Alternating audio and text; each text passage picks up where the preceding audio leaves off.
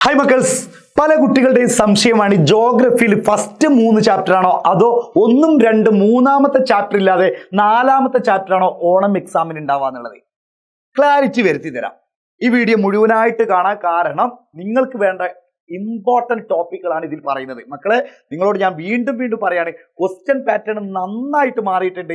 ഞാൻ ഒരുപാട് model question പേപ്പറൊക്കെ ഇങ്ങനെ എടുത്തു നോക്കി കഴിഞ്ഞപ്പോഴൊക്കെ ഈ ചാപ്റ്ററിന് ചോദിച്ച ക്വസ്റ്റ്യൻസ് ഒക്കെ കുറച്ചുകൂടി ഇൻഡയറക്റ്റ് ആയിട്ടാണ് ചോദിച്ചിട്ടുള്ളത്. അപ്പൊ ആദ്യം ഏതൊക്കെ ടോപ്പിക്കുകളാണ് നമ്മൾ നന്നായിട്ട് പഠിക്കേണ്ടത് എന്നുള്ള കൃത്യമായ ബോധം നമുക്കുണ്ടായിരിക്കണം. അപ്പൊ മക്കളെ, മനസ്സിലാക്കേണ്ട ആദ്യത്തെ ഒരു കാര്യം എന്ന് പറഞ്ഞാൽ, ഓണം എക്സാമിന് ജോഗ്രഫിയിൽ ഉണ്ടാകുന്ന SSLCയിലെ ചാപ്റ്റർ എന്ന് പറയുന്നത് ഒന്നാമത്തെ ചാപ്റ്ററും രണ്ടാമത്തെ ചാപ്റ്ററും നാലാമത്തെ ചാപ്റ്റർ. അതായത് ആ നാലാമത്തെ ചാപ്റ്റർ ആണ് നമ്മൾ പറയുന്ന കൺസ്യൂമർ റൈറ്റ്സ് ആൻഡ് പ്രൊട്ടക്ഷൻ, അല്ലെങ്കിൽ ഉപഭോക്താവിന്റെ അവകാശങ്ങളും സംരക്ഷണവും എന്നുള്ള ചാപ്റ്റർ ആണ്. അതായത് ആദ്യം തന്നെ നമ്മൾ പഠിക്കുന്നത് ഈ ചാപ്റ്ററിൽ മുഴുവൻ എന്താണ്, കസ്റ്റമർ എന്ന് കേട്ടിട്ടില്ലേ?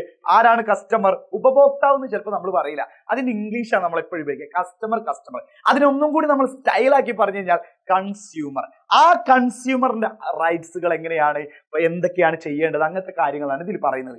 അപ്പൊ ഇതിൽ ഒരുപാട് നമ്മൾ എന്ത് ചെയ്യുന്നത്, ഒരുപാട് തട്ടിപ്പിൽ പെട്ടുപോകുന്നുണ്ട്, ഫ്രോഡ് പരിപാടിയിൽ പെട്ടുപോകുന്നുണ്ട്. അങ്ങനെ തട്ടിപ്പിൽ പെട്ട് കഴിഞ്ഞാൽ നമ്മൾ എന്തൊക്കെയാണ് ചെയ്യേണ്ടത്? അപ്പൊ മക്കൾ, ഈ ചാപ്റ്ററിന്റെ ഒരു ക്വസ്റ്റ്യന്റെ ഒരു എക്സാമ്പിൾ ഞാൻ പറയാം. അതായത് നിങ്ങളുടെ ഫ്രണ്ട് രാജു ഒരു വിദേശത്തേക്ക് ജോലി ആവശ്യാർത്ഥം പോകുമ്പോൾ ജോലി ഉണ്ടെന്ന് പറഞ്ഞിട്ട് ഒരു വ്യക്തി അദ്ദേഹത്തെ പറ്റിച്ചു, നിങ്ങളുടെ ഫ്രണ്ടിനെ രാജുവിനെ പറ്റിച്ചു.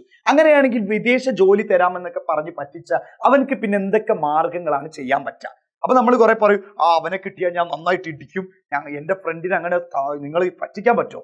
അങ്ങനെയൊന്നുമില്ല. വൃത്തിയായിട്ടുള്ള നിയമപരമായിട്ടുള്ള കുറച്ച് നിയമങ്ങളുണ്ട്. ഇങ്ങനത്തെ ടൈപ്പ് ക്വസ്റ്റ്യൻസ് ആയിരിക്കും ഉണ്ടാവുക. അപ്പൊ ആദ്യം തന്നെ നമ്മൾ ടോപ്പിക്കിൽ നോക്കേണ്ടത്, മക്കളെ, ഫസ്റ്റ് 3 നമുക്ക് ഫസ്റ്റ് ഭാഗത്ത് തന്നെ പഠിക്കാനുണ്ട്. യൂട്ടിലിറ്റി, ഉപയുക്തത, പിന്നെ അതുപോലെ തന്നെ ടോട്ടൽ യൂട്ടിലിറ്റി, മൊത്തം ഉപയുക്തത, അതുപോലെ തന്നെ മാർജിനൽ യൂട്ടിലിറ്റി, സീമാന്ത ഉപയുക്തത.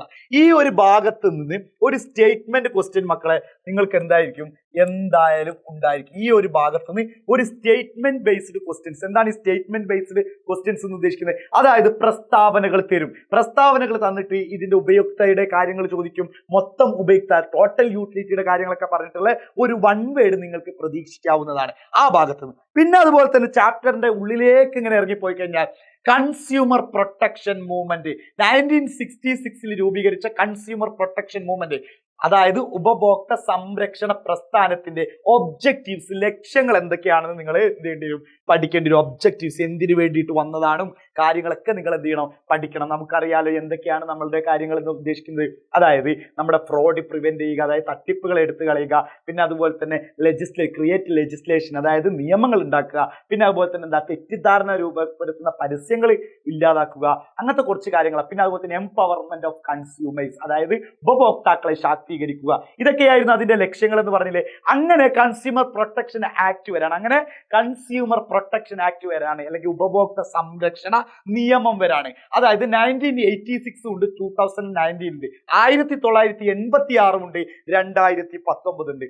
ഇതിന്റെ സവിശേഷതകളാണ് ചോദിക്കുക, എന്തായാലും ചോദിക്കും. കൺസ്യൂമർ പ്രൊട്ടക്ഷൻ ആക്ട്, അതായത് ഉപഭോക്തൃ സംരക്ഷണ നിയമത്തിന്റെ സവിശേഷതകൾ എന്തൊക്കെയാണ്? നമുക്കറിയാം, CCPA സ്ഥാപിച്ചു, അതായത് സെൻട്രൽ കൺസ്യൂമർ പ്രൊട്ടക്ഷൻ അതോറിറ്റി, ഇംഗ്ലീഷിലും മലയാളത്തിലൊക്കെ ഒന്ന് തന്നെയാണ്. ഇത് സ്ഥാപിച്ചു. അപ്പൊ അങ്ങനെ പിന്നെ അതുപോലെ തന്നെ തെറ്റായ പരസ്യങ്ങൾ വരാൻ പാടില്ല, പിന്നെ മായം കലർന്നതും വ്യാജമായിട്ടുള്ള വസ്തുക്കൾ, അതായത് ഡ്യൂപ്ലിക്കേറ്റ് സാധനങ്ങൾ ഉണ്ടാവില്ലേ, അങ്ങനെ ഒന്നും വിൽക്കപ്പെടുന്നത് തടയുന്നുണ്ട്. പിന്നെ അതുപോലെ തന്നെ കൺസ്യൂമർ എഡ്യൂക്കേഷൻ, അതായത് ഉപഭോക്തൃ വിദ്യാഭ്യാസം നടപ്പിലാക്കുക, ഇത് നിർബന്ധമായിട്ടുള്ള കാര്യം. അതിന്റെ ഭാഗമായിട്ട് വന്ന റൈറ്റ്സുകൾ, അവകാശങ്ങൾ നിങ്ങളോട് ചോദിക്കും. അവകാശങ്ങൾ വെച്ചിട്ടുള്ള ഒരു ഇൻഡയറക്റ്റ് ക്വസ്റ്റ്യൻ ഉണ്ടാവും. അതായത് ഏതൊക്കെയാണ്? 5 അവകാശങ്ങളുണ്ട്. ഏതാണ്? റൈറ്റ് ടു സേഫ്റ്റി, സുരക്ഷിതത്വത്തിനുള്ള അവകാശം, പിന്നെ അതുപോലെ തന്നെ റൈറ്റ് ടു നോ, അറിയാനുള്ള അവകാശം, റൈറ്റ് ടു ചൂസ്, തെരഞ്ഞെടുക്കാനുള്ള അവകാശം, റൈറ്റ് ടു സീക്ക് റിഡ്രസൽ, തർക്ക പരിഹാരത്തിനുള്ള അവകാശം, റൈറ്റ് ടു കൺസ്യൂമർ എഡ്യൂക്കേഷൻ, ഉപഭോക്തൃ വിദ്യാഭ്യാസത്തിനുള്ള അവകാശം. ഈ 5 അവകാശങ്ങൾ ഒരു ഉപഭോക്താവിനെ സംബന്ധിച്ച് അത് അയാളുടെ നിർബന്ധമാണ്. അത് അയാൾക്ക് കിട്ടിയിരിക്കണം, ഇല്ലെങ്കിൽ കോടതിയിൽ പോകാം. അങ്ങനെയാണെങ്കിൽ കൺസ്യൂമർ കോർട്ടുകൾ ഏതൊക്കെയാണ്? 1 കോടി രൂപ വരെയുള്ളതിന് എവിടെയാണ് പോവുക? അത് ഡിസ്ട്രിക്ട് കോർട്ടാണ്. അങ്ങനെയാണെങ്കിൽ 1 കോടിയുടെയും 10 കോടിയുടെയും ഇടയിൽ ആരാണ്? അത് സ്റ്റേറ്റ് ആണ്, സംസ്ഥാന ലെവലാണ്. അങ്ങനെയാണെങ്കിൽ 10 കോടിയുടെ മേലെ ആരാണ്? അത് നമ്മുടെ ദേശീയ നാഷണൽ ലെവലാണ്. അങ്ങനെ കൺസ്യൂമർ കോർട്ടുകൾ പഠിക്കാണ്ട്, കൺസ്യൂമർ കോർട്ടുകൾക്ക് പുറമെ തന്നെ ത്രീ ടയർ കൗൺസിലൊക്കെ അല്ലെങ്കിൽ ത്രിതല സമിതികളൊക്കെ ഉണ്ട്. അതും നമ്മൾ എന്ത് ചെയ്യണം, പഠിച്ചു വെക്കണം. പിന്നെ അതുപോലെ തന്നെ നമ്മൾ നോക്കാനുള്ളതാണ് നമ്മുടെ കാര്യങ്ങൾ. അത് കഴിഞ്ഞ് കഴിഞ്ഞാൽ റൈറ്റ്സ് പഠിച്ചു. പിന്നെ ഒരുപാട് നമ്മൾ കബളിപ്പിക്കപ്പെടലുണ്ട്. ഒരുപാട് തരത്തിലുള്ള കബളിപ്പിക്കപ്പെടൽ, ഫ്രോഡ് പരിപാടികൾ എഡ്യൂക്കേഷൻ സെക്ടർ, വിദ്യാഭ്യാസ മേഖലയിൽ നമ്മൾ പറ്റിക്കപ്പെടാറുണ്ട്. ഇന്ന സർട്ടിഫിക്കറ്റ് ആണ്, ഇന്ന കോഴ്സിന്റെ സർട്ടിഫിക്കറ്റ് തരാം, അല്ലെങ്കിൽ ഇന്നത് തരാന്നൊക്കെ പറഞ്ഞിട്ട് നിങ്ങളെ പറ്റിക്കാറില്ലേ? അങ്ങനെ പറ്റിച്ചാൽ നിങ്ങൾ എന്ത് ചെയ്യണം? പോയിട്ട് തല്ലലാണോ? സാറേ ഞാനാണെങ്കിൽ 2 ഇടി കൊടുക്കായിരുന്നു, അല്ലെങ്കിൽ അവന്റെ ചോര ഞാൻ ഇവിടെ തുപ്പിക്കും. അങ്ങനെയാണോ? ചോര തുപ്പിക്കലൊക്കെ അവിടെ വരട്ടെ, അതൊക്കെ നമുക്ക് പിന്നീട് കൈകാര്യം ചെയ്യാം. പക്ഷേ നിയമപരമായിട്ട് എങ്ങനെയാണ് പോവേണ്ടത് ആ കാര്യങ്ങൾ. പിന്നെ അതുപോലെ തന്നെ ഓൺലൈനിലൂടെ നിങ്ങൾ 1000 രൂപ ഇട്ടോ ഈ സാധനം അയച്ചു തരാമെന്ന് പറഞ്ഞ് നിങ്ങൾ പറ്റിക്കപ്പെടാറില്ലേ? യെസ്, അങ്ങനെ ചെയ്തു കഴിഞ്ഞാൽ, അല്ലെങ്കിൽ ക്വാളിറ്റി ഉള്ള സാധനമാണെന്ന് പറഞ്ഞ് ഫോട്ടോ കാണിച്ച സാധനമായിരിക്കില്ല നിങ്ങളെ വീട്ടിലേക്ക് എത്തിയിട്ടുണ്ടാവും. ഇങ്ങനെ ഓൺലൈൻ രൂപ വന്നു കഴിഞ്ഞാൽ, ഇനി ജോലി തരാമെന്ന് പറഞ്ഞ് പറ്റിച്ചു കഴിഞ്ഞാൽ, ഇങ്ങനെ ബാങ്കിങ് രംഗത്ത് പറ്റിച്ചു കഴിഞ്ഞാൽ, ഇങ്ങനെയൊക്കെ ഫ്രോഡ് പരിപാടിയുണ്ട്. അപ്പോഴൊക്കെ എന്തൊക്കെ മാർഗങ്ങളാണ് സൂക്ഷിക്കാൻ പറ്റുക, അത് നമ്മൾ എന്ത് ചെയ്യണം, നോക്കണം. പിന്നെ അതിൽ ഏറ്റവും ഇമ്പോർട്ടന്റ് ആയിട്ടുള്ള മറ്റൊരു സംഭവമാണ് കൺസ്യൂമർ എഡ്യൂക്കേഷന്റെ ഒബ്ജക്റ്റീവ്സ് എന്തൊക്കെയാണ്, ഉപഭോക്തൃ വിദ്യാഭ്യാസത്തിന്റെ ലക്ഷ്യങ്ങൾ എന്തിനാണ് നിങ്ങൾ ഇതൊക്കെ പഠിപ്പിക്കുന്നത് എന്നുള്ളതും കൂടി നോക്കിക്കഴിഞ്ഞാൽ എന്ത് ചെയ്തു, ഏകദേശം കഴിഞ്ഞു. പിന്നെ അതിലൊരു വലിയ ഇമ്പോർട്ടന്റ് അല്ല, നമ്മുടെ ചിഹ്നങ്ങളുണ്ട്. ആക് മാർക്ക്, ISI മുദ്രകൾ, FSSAI food standard safety and authority of India എന്നൊക്കെ പറഞ്ഞിട്ടുള്ള സംഭവം, ഭക്ഷ്യസുരക്ഷ ഉറപ്പുവരുത്തുന്ന ഒരു ചിഹ്നങ്ങളൊക്കെ ഉണ്ടാവും പാക്കറ്റ് മേൽ. അതുപോലെ തന്നെ ISI സിമന്റ്, പേപ്പർ, പിന്നെ അതുപോലെ തന്നെ വൈദ്യുതി ഉപകരണങ്ങൾ, അതിലൊക്കെ ആ മുദ്ര ഉണ്ടെങ്കിൽ അതിന്റെ ക്വാളിറ്റി ഉറപ്പുവരുത്തുന്നത്. ആക് മാർക്ക്, അതായത് നമ്മൾ പറയുന്ന നമ്മുടെ എന്താ പറയുക, അഗ്രികൾച്ചർ പ്രൊഡക്റ്റ്, കാർഷിക ഉൽപ്പന്നങ്ങളിലും അതുപോലെ തന്നെ ഫോറസ്റ്റ് പ്രൊഡക്റ്റിലൊക്കെ ഉണ്ടാകുന്ന ഒരു ചിഹ്നങ്ങളാണ്.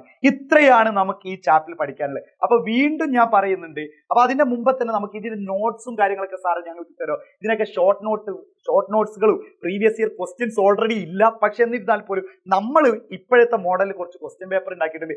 ആ ക്വസ്റ്റ്യൻസ് നിങ്ങൾക്ക് തരും. എക്സാമിന്റെ മുമ്പേ ഓണത്തിന് മാത്രമായിട്ട് ഒരു സ്പെഷ്യൽ കമ്മ്യൂണിറ്റി നമ്മൾ തുടങ്ങിയിട്ടുണ്ട്. മറ്റൊന്നിനല്ല, ഇതിൽ ക്രിസ്മസിന്റെ കാര്യങ്ങളൊന്നും വരില്ലേ, വെറും ഓണത്തിന് നിങ്ങൾ പഠിക്കാവുന്ന, ഓണത്തിന് എല്ലാവർക്കും ബുദ്ധിമുട്ടായിരിക്കുമെന്നുള്ളത് എനിക്കറിയാം. കാരണം ക്വസ്റ്റ്യൻ പേപ്പർ ആദ്യമായിട്ട് കാണാൻ പുതിയ ക്വസ്റ്റ്യൻ പേപ്പർ, നിങ്ങളാണ് അതിന്റെ ബലിയാടുകൾ, നിങ്ങളാണ് അതിന്റെ രക്തസാക്ഷികൾ എന്നൊക്കെ വേണമെങ്കിൽ പറയാം. പക്ഷെ നിങ്ങളെ രക്തസാക്ഷിത്വത്തിലേക്ക് ഞങ്ങൾ വിടോ, നിങ്ങളെ ബലിയാടാക്കാൻ ഞങ്ങൾ വിടോ? ഞങ്ങൾ കൂടെയുണ്ട് മക്കളെ, എഡ്യൂപോർട്ട് കൂടെയുണ്ട്. അതിനു വേണ്ടിയിട്ട് സ്പെഷ്യലായിട്ട് തയ്യാറാക്കിയതാണ് ഓണം സ്പെഷ്യൽ കമ്മ്യൂണിറ്റി ഗ്രൂപ്പ് എന്ന് പറഞ്ഞത്. അതിന് കമന്റ് ബോക്സിൽ ഒരു ലിങ്ക് കൊടുത്തിട്ടുണ്ട്.